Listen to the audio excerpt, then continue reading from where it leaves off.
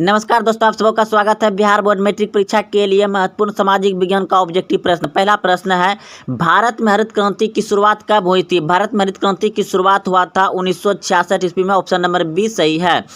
बिहार संपन्न है कृषि में। ऑप्शन नंबर सी बिल्कुल सही है। चावल है खरीफ फसल। ऑप्शन नंबर ए सही है। काली मिट्टी उपयुक्त है कपास के लिए। ऑप्शन नंबर ए बिल्कुल सही है। दाल किस पौष्टिक अंश का स्रोत है? प्रोटीन के लिए। दूध उत्पादन में भारत का कौन सा स्थान है? द्वितीय। इनमें कौन रबी फसल है? गेहूं रबी फसल है।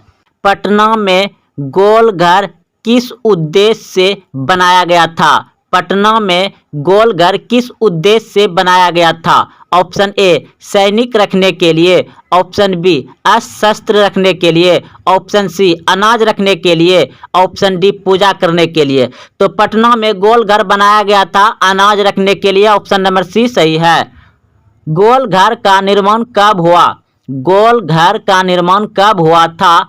तो गोल घर का निर्माण हुआ था 1786 में। ऑप्शन नंबर सी सही है। 1786 में। गोल घर कहाँ है? तो पटना में है। सबसे बड़े पशु मेला का आयोजन किया जाता है? सबसे बड़े पशु मेला का आयोजन किया जाता है सोनपुर में। जल प्रपात नवादा में स्थित है। तो ऑप्शन ए सही है। जायद फसल का उत्पादन किस मौसम में होता है? जायद फसल का उत्पादन किस मौसम में होता है? तो गर्मी मौसम में। ऑप्शन नंबर ए सही है, गर्मी मौसम में।